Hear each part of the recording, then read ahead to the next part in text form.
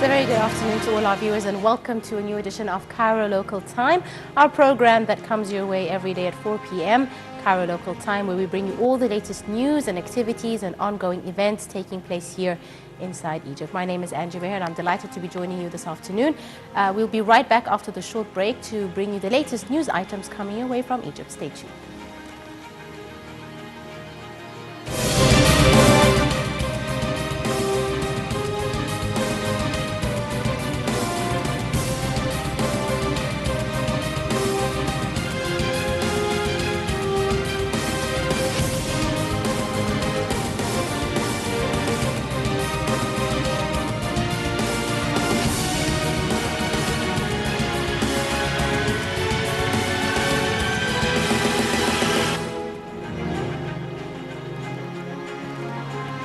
Welcome back, ladies and gentlemen, and still joining you with Cairo Local Time. We begin with our latest news, where President Abdel Fattah al-Sisi attended on Tuesday celebrations of Police Day at the Police Academy. Sisi gave a speech to the nation marking the occasion and honored a number of police martyrs' families. In his speech, the president highlighted the sacrifices made by policemen in order to ensure the safety and security of the society. We have more details coming your way in this report. President Abdel Fattah al-Sisi attended on Tuesday a celebration marking the 65th National Police Day at the Police Academy. Upon his arrival, the president laid a wreath at the memorial of the police martyrs. During the ceremony, President al-Sisi honored the families of a number of police martyrs. Marking the occasion, President al-Sisi addressed the nation. He expressed appreciation and hailed sacrifices made the policemen in face of security and challenges facing the country. Al-Sisi said that police martyrs who sacrificed their lives for Egypt will never be forgotten and called for providing the martyr families with the utmost care. The president noted that facing all the domestic, regional and international challenges are easy to face if all Egyptians remained united. Al-Sisi said that Egypt is a state of institutions, expressing respect to all those institutions, be them the army, the police or others. The president noted that Egypt is facing a fierce battle against terrorism and is fighting it courageously. The president said that the economic development we are seeking can only be achieved in the atmosphere of security and stability, adding that achieving this requires great efforts. Minister of Interior Mahdi Abdel Ghaffar, senior state officials, religious and public figures attended the ceremony. Addressing the gathering, Abdel Ghaffar said that security challenges will only strengthen the will of the policemen. He noted that the threat of terrorism is increasing, but vowing that security forces will exert their utmost efforts to protect the country. Police Day was chosen on the 25th of January to mark the day in 1952 in which Egypt's police fought a heroic battle against the British occupation in Ismailia city overlooking the west bank of the Suez Canal. The British occupation, which was present in Egypt from 1882 until 1956, issued warning to the Egyptian forces to evacuate the area so they can take full control of the canal, but police forces stood their grounds.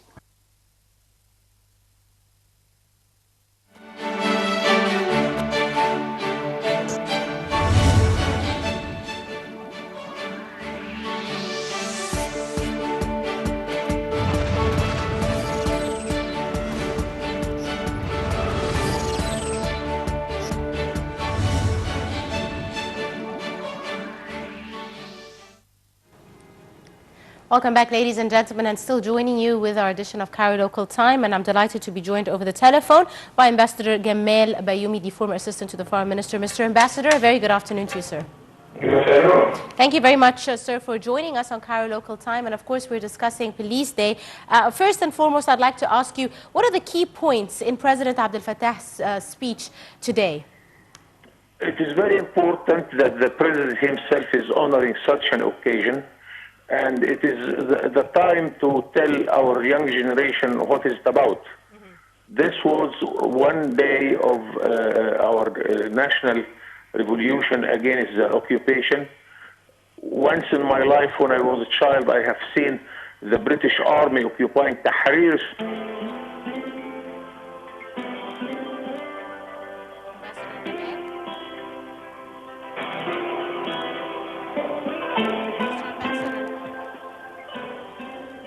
I'm afraid we have lost contact with the ambassador. All right, we'll try and get Mr. Ambassador back on the telephone. Let's move to continue our news items, where President Abdel Fattah el-Sisi and U.S. President Donald Trump discussed in phone talks the war against terrorism and extremism. Presidential spokesman said that Trump hailed el-Sisi's efforts in fighting terrorism. President el-Sisi stressed to Trump Egypt's commitment in the fight against terrorism, despite economic burdens the country has faced in the past 3 years. Meanwhile, Donald Trump reiterated his appreciation for the difficulties that Egypt has endured in the fight against terrorism. The two presidents affirmed their belief in the strategic nature of the relationship between Cairo and Washington. Spokesman said that Trump told el-Sisi he was looking forward to the Egyptian president's visit to Washington, which is in the planning stages. Donald Trump assumed office as the 45th president of the United States of America on Friday.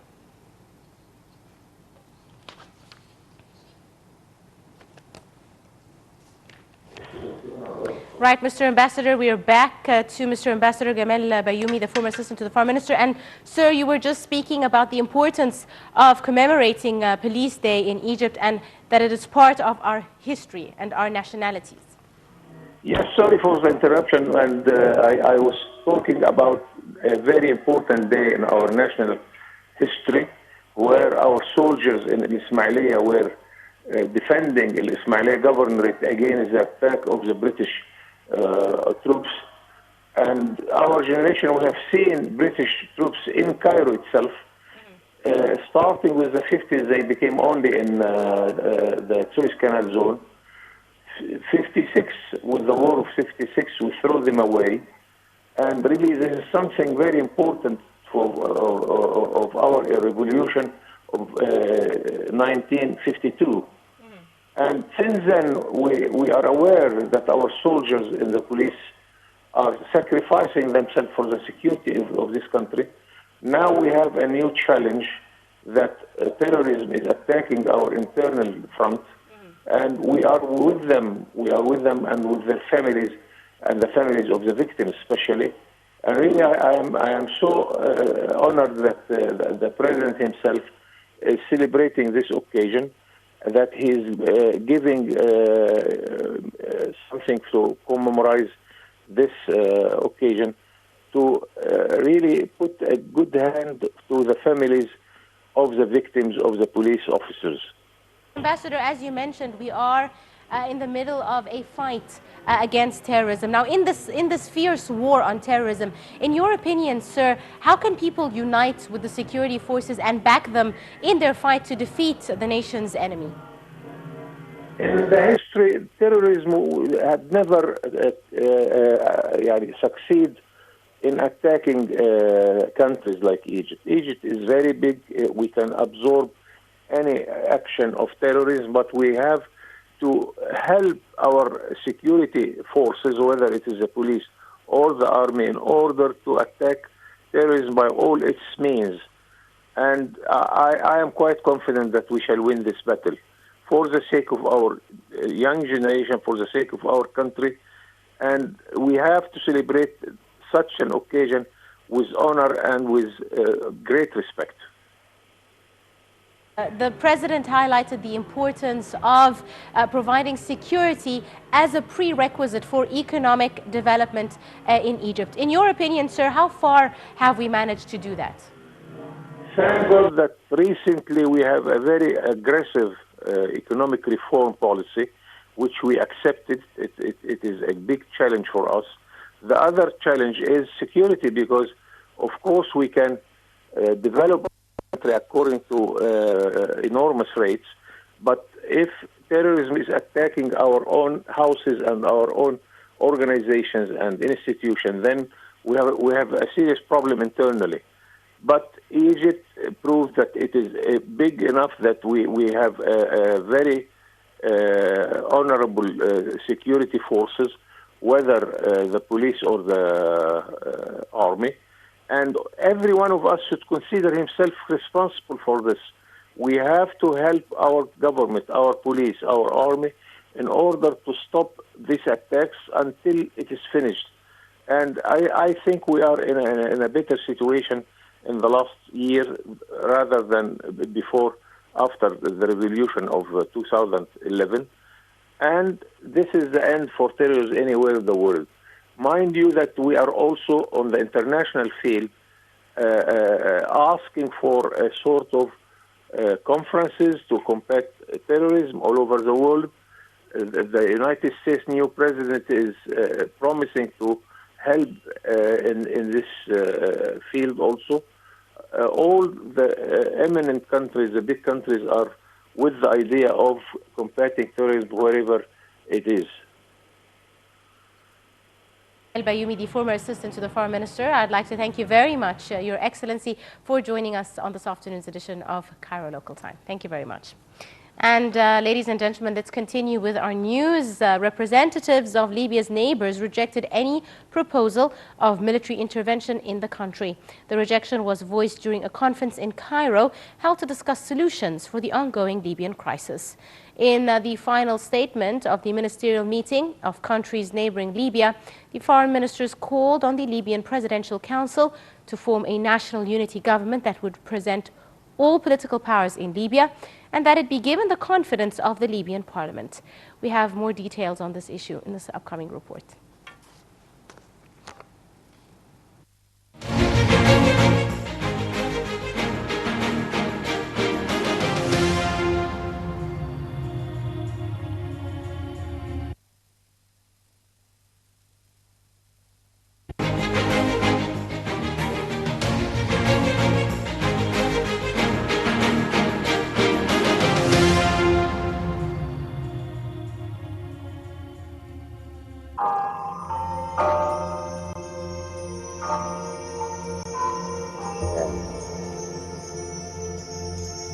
القاهرة هنا القاهرة هنا القاهرة هنا القاهرة هنا القاهرة هنا القاهرة هنا القاهرة القاهرة القاهرة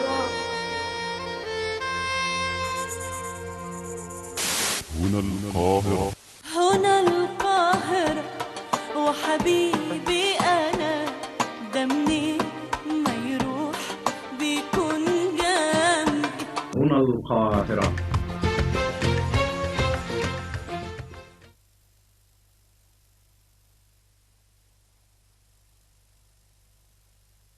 Egypt is working to organize direct talks between the leaders of rival Libyan authorities in the country. The statement was made by Foreign Minister Sameh Shoukry after hosting a meeting of foreign ministers from Libya's neighboring countries this week. The government in Tripoli is struggling to impose its authority contested by a rival administration in the east of the country. In a final statement of the ministerial meeting of countries neighboring Libya, foreign ministers rejected any proposal of military intervention in the country. They called on the Libyan Presidential Council to form a national unity government that would represent all political powers in Libya and that it be given the confidence of the Libyan parliament. The statement also underlined the principles of Al-Sukhairat Agreement, which was signed in Morocco in 2015 as the only way out to the Libyan crisis, asserting the necessity of keeping Libya stable, united, secure and civil, with full sovereignty over its lands, preservation of legitimate Libyan institutions, and keeping the Libyan army unified. Following the meeting attended by ministers from Algeria, Tunisia, Libya, as well as UN envoy Martin Kobler, Shoukry announced plans to hold the direct negotiations. Shoukry said that the political solution is the only way to resolve the crisis in Libya. He told a press conference that efforts are focused on efforts to bring Libyan leaders together for a direct dialogue to build confidence and understanding. Shoukry said that the will to organize the meeting is present, adding that its date will be decided according to the commitment of the Libyan leaders. Shoukry noted that despite recent victories in the fight against terrorism in Benghazi and Sirte, terrorism will never be fully eradicated in Libya until there is a political solution. Militarily, the Eastern administration is backed by the Libyan National Army commanded by Marshal Khalifa Haftar. Haftar enjoys the support of several Arab countries, including Egypt and the United Arab Emirates, as well as an emerging alliance with Russia.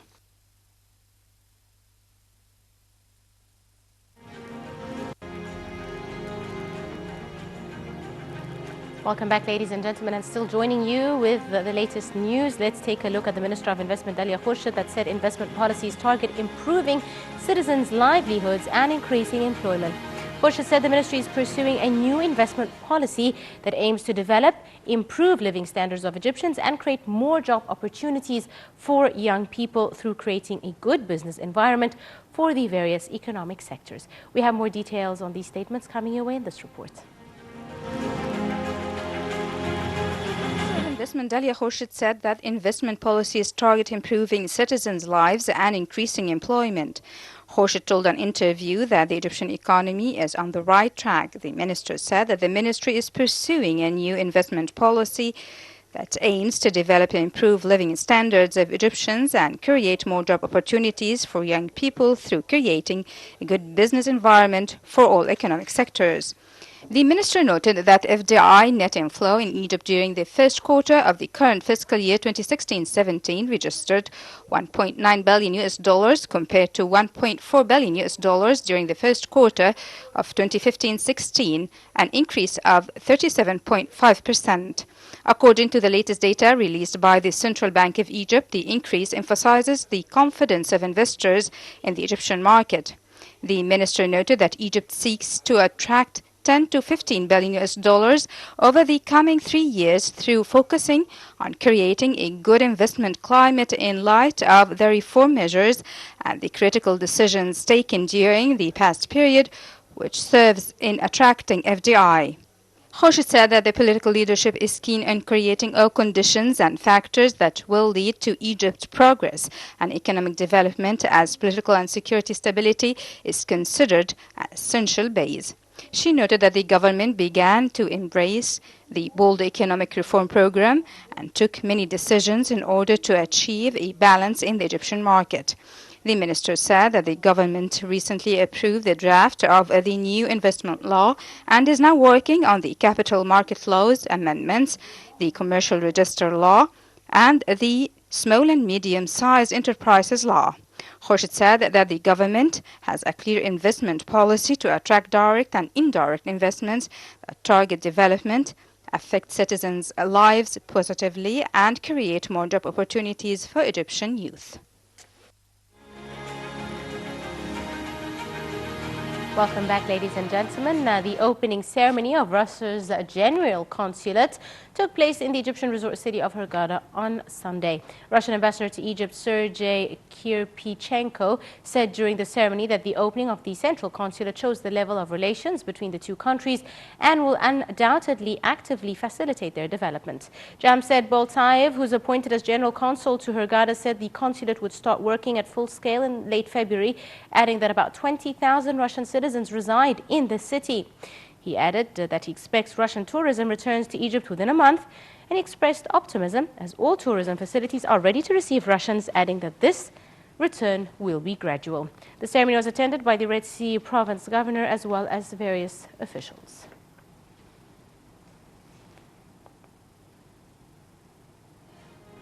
And with another news item, Egypt's national team is to face off against Ghana on Wednesday at the 2017 African Cup of Nations, which is taking place in Gabon. The team can finally take a deep breath after their last-minute win against Uganda 1-0 on Saturday in their second Group D game at the African Cup of Nations. The Pharaohs occupied the second place in their group with 4 points, whilst Ghana secured its qualification for the next stage with 6 points after beating Mali and Uganda. Mali came in third place with a single point, followed by Uganda at the bottom of the table with 0 points. Egypt's coach, Hector Cooper, said the Pharaohs need to make a big game against Ghana to honorably qualify for the quarterfinals, pointing out that Uganda was a fierce competitor. In Wednesday's match, the Pharaohs need to beat or draw with Ghana to qualify for the quarterfinals.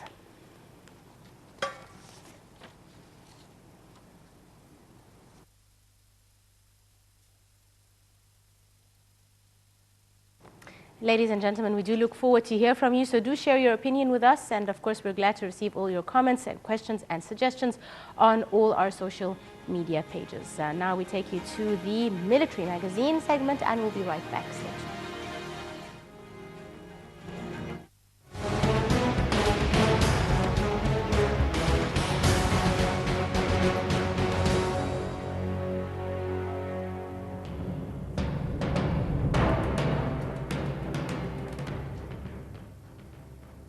Chief of Staff of the Armed Forces, Mahmoud Hagazi, met with members of the teaching staff of the Faculty of Military Technical Engineering. The meeting came within the framework of the strategy of development and modernization carried out by the armed forces for the educational process of the military colleges and institutes. The Chief General stressed that the armed forces is opened up to all fields of science and knowledge to support their capacity and perform all tasks assigned to them in securing and protecting the nation.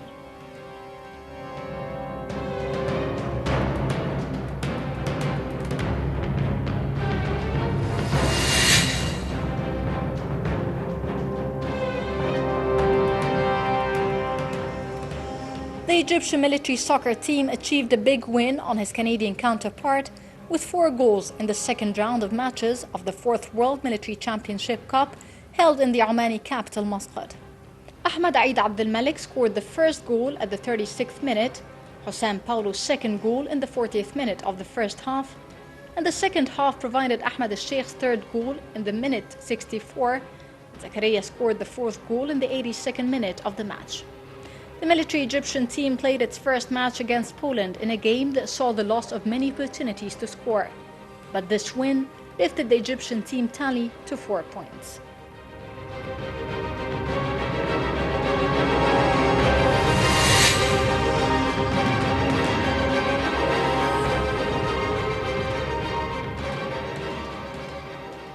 As a continuation to the efforts of the border guards in guiding strikes blow for criminal elements, smugglers and traffickers aiming at harming Egyptian national security at all strategic directions, border guards managed to adjust the discovery and destruction of the following. In the 2nd Army field scale, the discovery and destruction of a number 3, a new tunnel on the border in northern Sinai. In the 3rd Field Army Band, the armed forces confiscated 2 semi-truck on smuggled goods area Ahmed Hamdi Tunnel.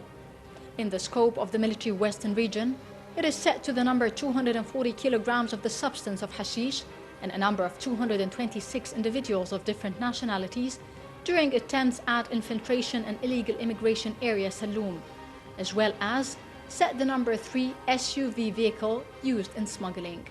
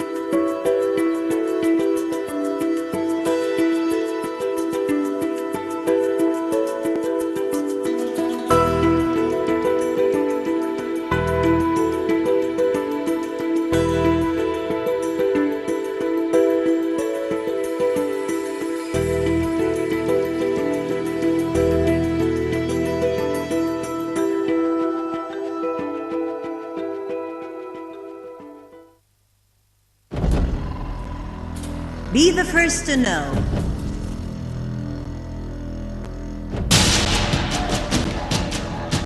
The news live at the site of the event. Information on events as they are happening. If it's breaking news, it's Nile TV.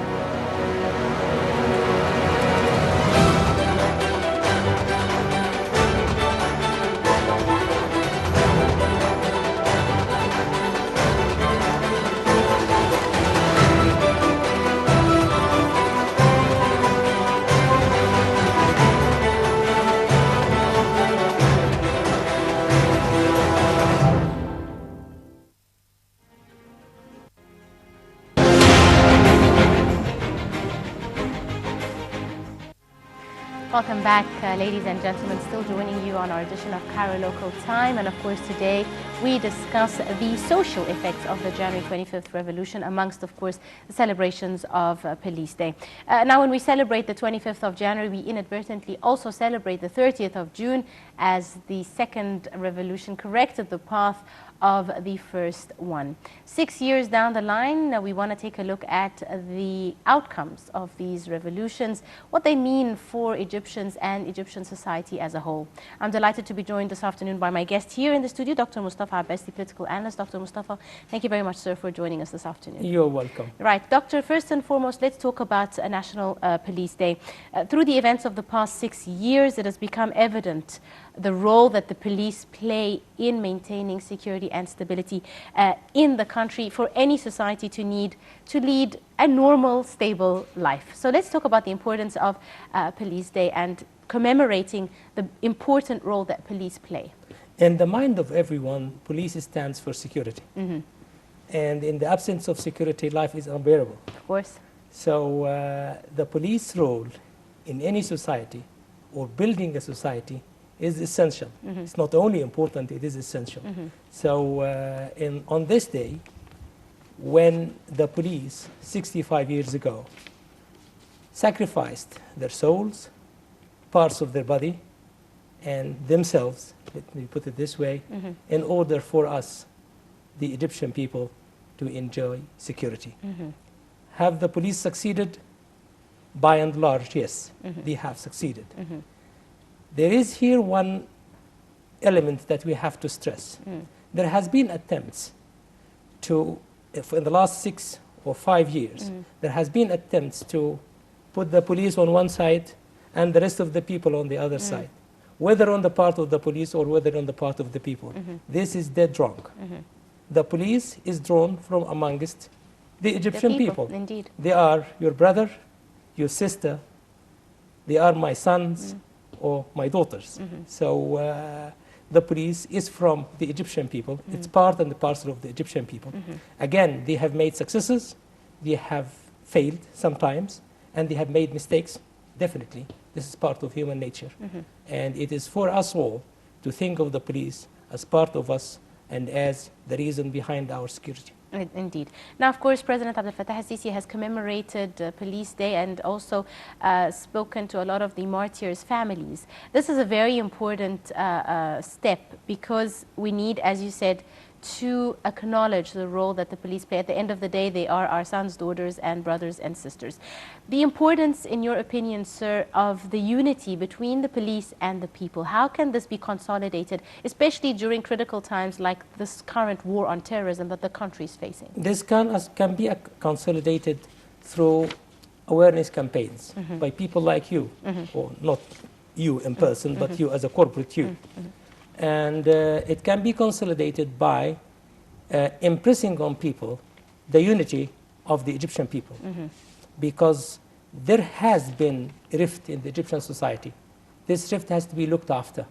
We have to effect an internal reconciliation between and amongst the Egyptian people. And this, again, can be attained by legal measures. Of course, nobody is asking to go beyond the law or to break the law. We are asking for the law to be implemented. But at the same time, we have to take in mind and we have to set as our purpose a reconciliation within and between the Egyptian people. Indeed. Because we have been for the last 5 or 6 years, we have been split. And this is bad.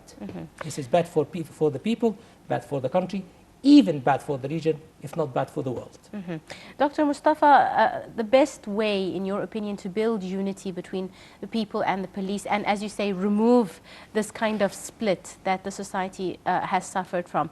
In your opinion, how important are issues like transparency, for example? Transparency is a key point, actually. It's a case in point. We have to be transparent.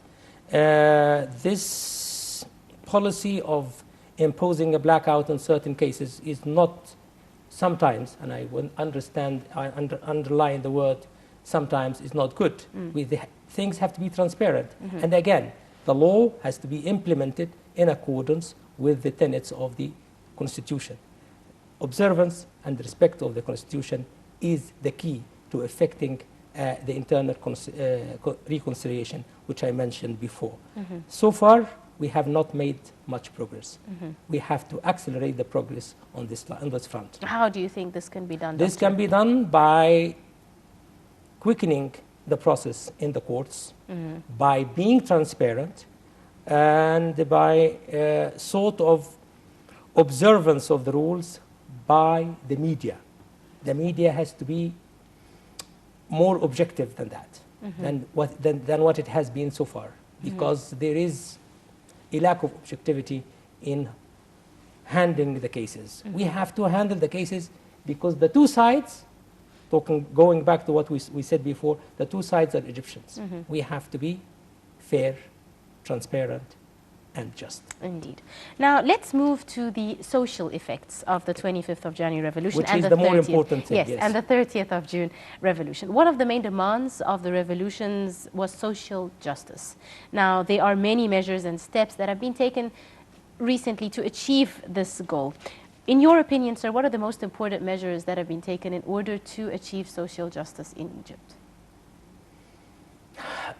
Social justice, as you said, is part of the slogans, the tripartite slogan or the tri-element slogan of the revolution, which are, just for refreshing our memories, dignity, social justice, bread, freedom, and freedom. The three of them.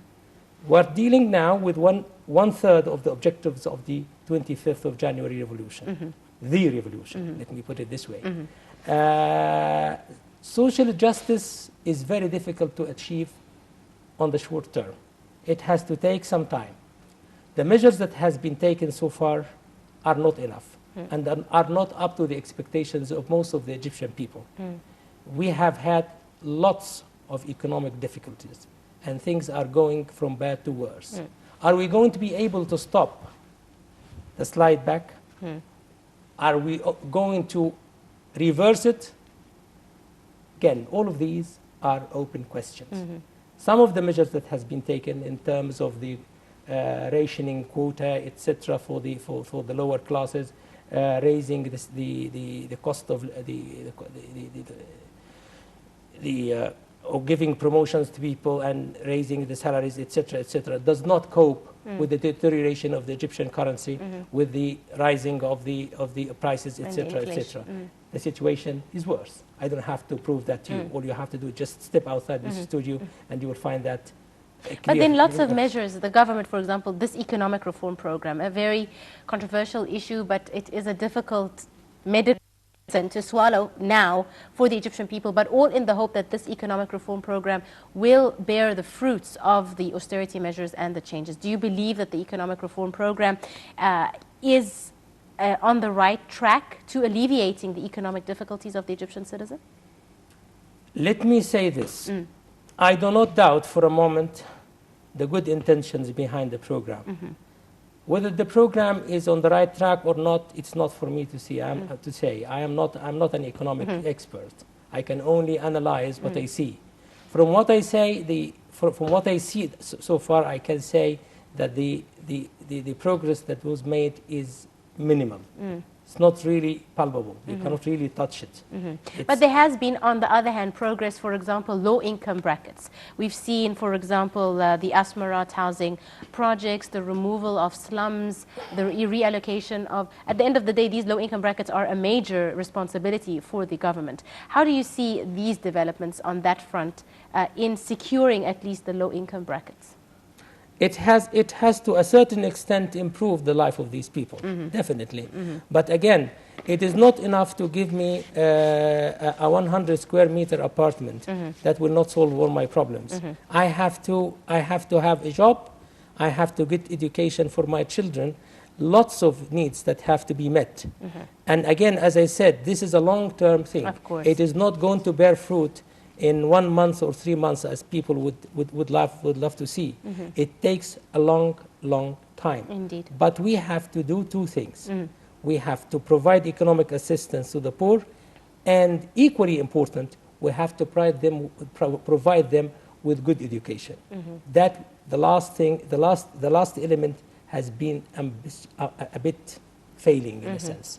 We have not been doing enough in terms of education, because education is the key to progress, not only in Egypt, but all over the world. Indeed. Let me speak a bit about the issue of empowering women and youth. After the revolution, we saw that there is a very strong presidential leadership program designed to empower the youth. There's been more openings for women, for example, in political areas, the parliament, in further positions, higher positions in governmental hierarchies, etc. How important was that? Because at the end of the day, the youth played a very big role in the revolution, and women also stood by the revolution and its demands. Of course, it's very sad to see some of the bright young men and women of the Egyptian revolution, or the Egyptian people, to put it correctly, behind bars at the moment. These have played a very important role in ridding Egypt of the corrupt regime and of the corrupt system that ruled the country for decades on end. But there are steps being done now to reverse. Exactly. Well, there are steps. That's why these steps have not to be viewed in absolute terms. They have to be viewed in terms of what the president said today. He said that we are in a state of war. Yes. So we are not actually leading a normal life. This is what people have to understand. We are in a state of war, and we are trying to make progress on the political front, social front, and on the economic front. There have been, and there will continue to be, progress, but there has been also setbacks. It's a state of war. So that's what I said. The role of the media is very important. They have to concentrate and cast light on the fact that we are in a state of war. We are fighting terrorism. Again, the way to fight terrorism is what we have been doing, in addition to effecting an internal reconciliation and having a good measure of transparency. Indeed. If we do that, our measures will bear fruit much quicker than we think. I want to go to the issue of women again and the representation. The 89 female members in parliament make up 14.9% of the available seats, which is considered a giant leap for women compared to the previous parliaments that Egypt has witnessed. How important are such steps, in your opinion, in the steps taken and needed to empower women in Egypt, not only politically, but economically and socially as well? This is very important. Of course, women have to be represented by a female voice that would be able to understand the situation and express their thought. The percentage of the women in parliament in Egypt is not less than the counterparts, whether in the developing or in the developed countries. This is no. I think this is not bad. We always want an improvement in that respect, but some more steps have to be taken, especially on the economic and social front. This is very important because women are disadvantaged economically and socially, not only in Egypt, but in the Arab world and in the entire world as well. So more measures in favor of the women on the economic side are still needed. What we have been taking so far is not enough. In your opinion, what is more important in terms of hierarchy for women? Is it political empowerment, social empowerment, or economic empowerment? What needs, in your opinion, to be done first in order for the rest to follow? Economic. Economic. How so, doctor? How do you see what arenas are available for women for their economic empowerment, in your opinion?